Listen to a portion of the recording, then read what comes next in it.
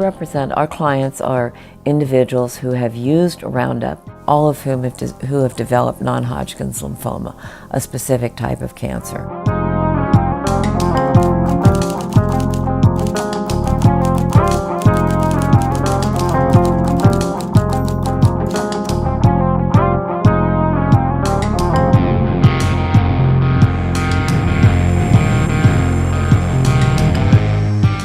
Thousands of documents. We also, of course, have the documents that have come out through the litigation now.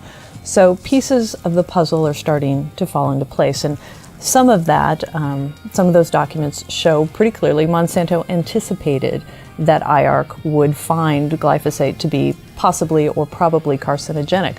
They knew this, they anticipated this, they talk in their internal documents about being vulnerable with the science, epidemiology, toxicology, mode of action, others.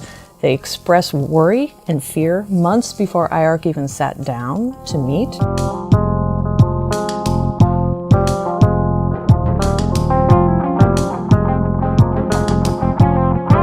I can say definitely Monsanto, has a much more aggressive style in terms of pressuring journalists. And they also, of course, we've seen try to pressure scientists. They get peer reviewers who reject articles that show that glyphosate is carcinogenic. Hey, remember that $1 million lab we provided your university? Payback time.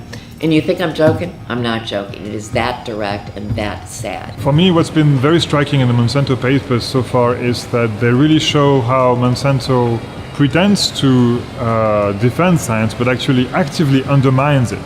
How Monsanto abuses the moral authority of science for its own commercial gain.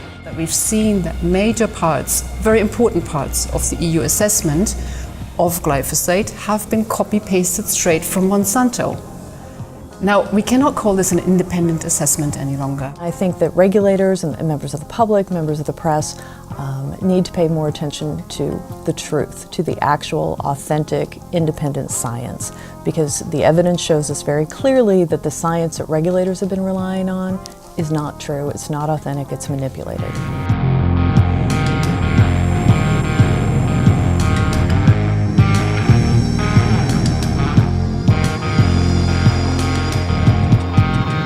We want people to become aware so that they don't have to go through this, and so that they don't use Roundup and don't get cancer.